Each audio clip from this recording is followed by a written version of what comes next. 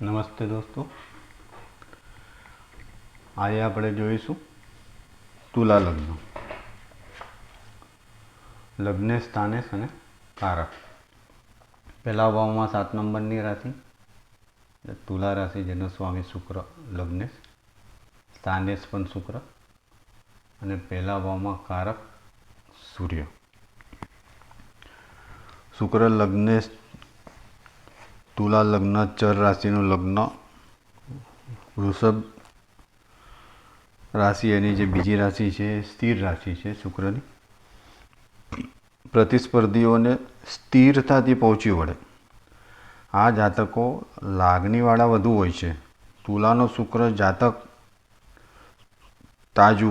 તુલાનું તાજું, ગમે તેમ ઝૂલે. ઘડીક આ ગમે ને ઘડીક તે ગમે. નાટકીય કપડાં, આકર્ષક રંગબેરંગી. સમૂહમાં જુદા તરી આવે. નવી ફેશનોમાં રસ ધરાવે. ઓછામાં ઓછા કપડાં પહેરે.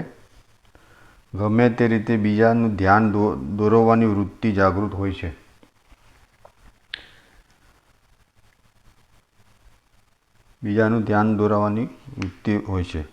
નવી ફેશનોમાં રસ ધરાવે. શરીર વૃષભ જેવું નહીં, પણ મોહકતા ખરી.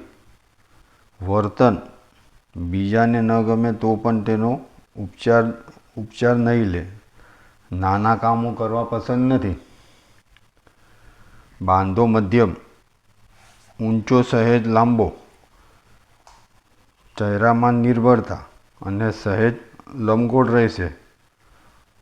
નમ્ર અને લાગણીશીલ ખરા. સુંદરતાના ચાહક છે. કલાના તત્વોની સૂઝ સારી રહે. જોગ સુધારા તરફી. સવાસની ઝાંખના. ઉત્પાદન વૃદ્ધિ. મજબૂત ધનવાળું મન. નિરીક્ષકનો વિવેક. સારા ન્યાયાધીશ. વ્યવહાર સાચવવાવાળા. લોકપ્રિય, પ્રેમાળ, સુખ વૈભવના શોખીન. કપડાની ટાપટીપવાળા. હુનરપ્રિય, આંખો તેજસ્વી. સહેજ મસ્ત, જરા ઘેરાઘેરી. લાલ હંસ ચાલ ચલે. ઝડપી ધીમા હંસ પાક ફફડાવે. વળી સ્થિર તરે. ફિલ્મીના ગીતો વધુ પસંદ પડે, કેમ કે તે સહેલું છે ને શાસ્ત્રીય સંગીત પણ માણે. બીજા ભાવમાં વૃશ્ચિક રાશિ, લગ્નેશ શુક્ર. વૃશ્ચિક રાશિનો માલિક મંગળ, જે સ્થાનેશ અને કારક ગુરુ. બીજા સ્થાને વૃશ્ચિક રાશિ. નવું નિર્માણ કરવાની શક્તિ. કુટુંબીઓ તરફથી નવું કરવામાં સહકાર મળે, પણ કુટુંબના સભ્યો કંઈ બોલી કાઢે. પોતે ટાઢું ચલાવે, બીજાને ચલાવવાનું પણ કહે. સ્ત્રી જાતક પતિને કહેશે, નાસ્તામાં રાતની ખીચડી છે, ચલાવી લો.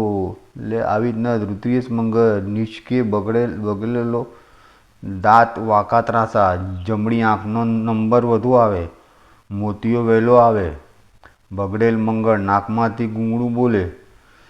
ગુરુ મંગળ, કુબેરનો ભંડાર ઓછો, પણ ગુરુની દશા ગુરુ ઉચ્ચનો હોય તો જેલ જવાનો યોગ બને. વ્યવસાયની ધૂનથી પૈસા ગુમાવે. નોકરી કરવા જાય, પગાર ઓછો હોય ને સલાહ આપો તે સાંભળે, પણ આરામની ધૂનમાં ત્યાં જ પડ્યા રહે. આવા જાતકોને સલાહ આપવી કે મેળવવા કરતાં સાચવવાની કિંમત વધારે થાય.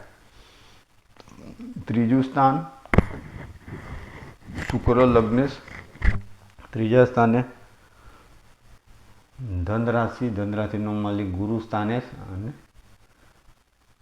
કારક મંગળ. ભાંડુઓમાં ભાઈઓ જોડે બગાડતા નથી.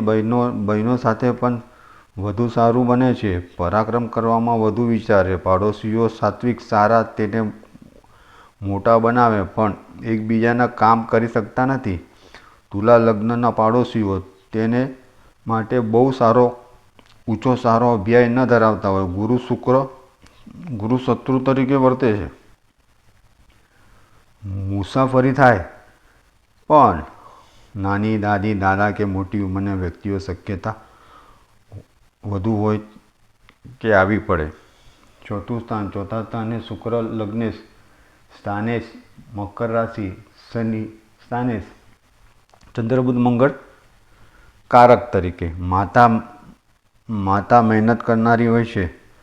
શુક્ર જોડે સારા સ્વભાવ બતાવે. દીકરીને કામ ન કરવા દે પણ સંતાન પાંગડા બને. કારક ચંદ્રને ફાવતું નથી. આથી જરૂર વખતે સંતાનો બહુ કરી શકતા નથી અથવા માંદી હોય ત્યારે પ્રોગ્રામમાં જવાનું થાય. ઉચ્ચ વિદ્યા મેળવે છે. ડૉક્ટર એન્જિનિયર બને. મંગળ બુધની સ્થિતિ મુજબ આગળ વધે. નિષ્ફળતામાં બહાના બતાવે.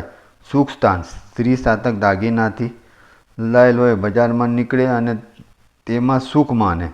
કિંમતી સાડી પહેરે પણ કદાચ ચપ્પલ પણ ન હોય પગમાં. ખોટા દુઃખ વર્ણન કરીને સ્નાયુભૂતિ શાંતિ મેળવે. દુઃખની ઝીણી વાતોને વિસ્તારથી મોટા દુઃખની જેમ વર્તે. પાંચમું સ્થાન લગ્નેશ શુક્ર. પાંચમા સ્થાને કુંભ રાશિ સ્થાને શનિ. કુંભ રાશિના માલિક શનિ અને કારક ગુરુ. સંતાનોથી સંતાપ મોડા થાય. શુક્ર શનિ ષડાષ્ટક કે અશુભ યોગમાં તો ચોક્કસ વિલંબ થાય સંભવે. માત્ર છોકરો જ નહીં પુત્રવધુ સુખ આપે છતાં આ બધું ઈચ્છા મુજબ મળતું નથી. પૂર્વ પુણ્ય 30 વર્ષની વય પછી સારું.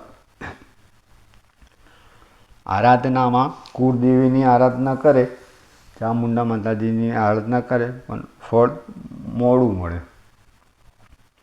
છઠ્ઠું સ્થાન લગ્નેશ શુક્ર. છઠ્ઠા સ્થાને મીન રાશિનો માલિક ગુરુ સ્થાનેશ અને કારક મંગળ શનિ. ગુરુ રોગ શત્રુ ઊભા કરી આપે જે પરખાય નહીં. મોસાળ પ્રસિદ્ધિ પણ સ્વભાવથી ફાવતું નથી. મોસાળ ઉચ્ચ કોટીનું પણ માં ત્યાં મોકલવા બહુ ખુશ નથી. નોકર ચાકર માટે સાક્ષી બને તો નુકસાની આવે. કોર્ટની બાબતમાં પરાક્રમ કરવા જાય ને હેરાન થાય. નોકરો મીઠું બોલીને નુકસાનમાં ઉતારે. લગ્નેશ નબળો હોય વ્યસની બને. તેમાંથી રોગ આવે. વ્યસનોમાંથી બચવું મુશ્કેલ. વૃષભ લગ્નના જાતકો સાવચેત રહે છે. તુલા લગ્નના જાતકો વ્યસનમાંથી વિમાસણ લાવી શકે અને શારીરિક ખરાબી કે બદનામી આવી શકે. સાતમા સ્થાનમાં શુક્ર લગ્નેશ.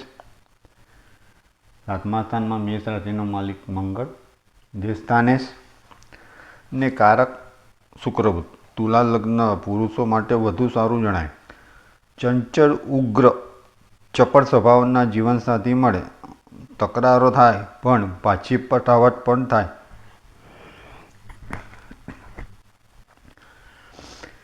મારી એકની એક પત્ની છે એમ કહેતા ફરે. સપ્તમ સ્થાને મેષના અશ્વિનીનો શુક્ર છૂટાછેડા કરાવી આપે. અહીં બીજા ગ્રહો તપાસવા જરૂરી. શાસ્ત્રમાં બીજાના સંતાનો અંગેના યોગ નિયોગ પદ્ધતિનો ઉલ્લેખ જોવા મળે છે પણ સૂચના છે કે દેવજ્ઞ આમ જાણ્યા છતાં તેનો ઉલ્લેખ ન કરવો. ભાગીદારીમાં સંબંધ સાચવનારો હોય. મંગળની દશા અંતરદશામાં જાતકોને વધુ ફાયદો આપે છે. આઠમું સ્થાન લગ્નેશ શુક્ર. આઠમા સ્થાને વૃષભ રાશિ. તેનો માલિક બી શુક્ર એટલે સ્થાનેશ. કારક શનિ. આઠમા સ્થાનનો શનિ. વૃષભ રાશિ પસંદગી કરવી હોય તો તુલા કરતાં વૃષભ લગ્ન માંગવું સારું. કેમ કે તુલા લગ્નમાં વૃષભ આઠમે આવશે છઠ્ઠે નહીં. વૃદ્ધાશ્રમમાં કરચડીઓ વધુ પડે. અહીં વારસો મળવાની શક્યતા ઊભી થાય છે. નાની મોટી લોટરી લાગી જાય.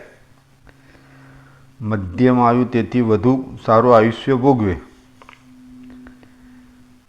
અસ્તનો શુક્ર થાય, સૂર્ય પ્લસ શુક્ર એટલે અસ્તનો થાય, બુધ શુક્ર એટલે ભાગ્ય કે વ્યયનું ફળ મળે. 9મું સ્થાન લગ્નેશ શુક્ર. 9મા સ્થાને મિથુન રાશિનો માલિક બુધ એટલે સ્થાનેશ બુધ, કારક સૂર્યગુરુ. આ લગ્નમાં બુધ ભાગ્યેશ વ્યયેશ બને છે. મારું મંતવ્ય છે કે કેન્દ્ર અને ત્રિકોણમાં શુક્રને અસ્તનો ન ગણો. ભોગવિલાસનો, તેના સાધનોનો અસ્ત થતો જ નથી. Gramophone, radio, TV, lipstick, powder બધું વધતું જ જાય છે. કાંઈ ઓછું ના થાય. ફેશનનો બહુ શોખીન હોય ને એટલે રંગબેરંગી ડિઝાઇનો વધે છે. 1 આદમી, 1000 કપડાં, લાખનું ટાપટીપ, કરોડનું નખરા એના જેવું હોય છે. ધર્મ માટે માન, લાગણી રાખે છે. પિતાથી સવાયું દાન કર્મ કરવાની ઈચ્છા ભરી પડી હોય છે. 10મું સ્થાન 10મા સ્થાને લગ્નેશ શુક્ર. સ્થાનેશ કર્ક રાશિ, જેનો માલિક ચંદ્ર એ સ્થાનેશ. બીજા કારકો જાતના ધંધા કરશે, વિદેશ સાથે સંબંધો કેળવે, વિદેશ ગમન થાય, ધંધા બદલવાની શક્યતા. સ્ત્રી જાતકો શરૂઆતમાં સ્કૂલમાં, પછી પતિ સાથે, વળી પાછું નર્સ તરીકે કે અન્ય કામ કરે. પાણીના જળના સંબંધી ધંધામાં ફાયદો. પાર્લે, કોકાકોલા, થમ્સઅપ, મોતી, ઝવેરાત.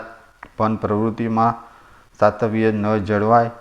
પિતા લાગણીવાળા, બાળકો સાથે જાજી લમણાઝીકમાં પડતા નથી. છોકરાને તેની રીતે ચાલવા દે છે. અધિકારીઓથી હેરાનગતિ થાય. ધંધામાં સરકારી ઓડિશનોથી સહન કરવું પડે. ટેક્સ વધુ આવી પડે. એનો બધાનો સામનો કરવો પડે. 11મું સ્થાન 11મા સ્થાને લગ્નેશ શુક્ર. સિંહ રાશિ, સ્થાનેશ સૂર્ય અને કારક ગુરુ. સૂર્ય ગુરુ સાથે 6ઠ્ઠે કે 8મે મારક અને ઘાતક પણ બની શકે.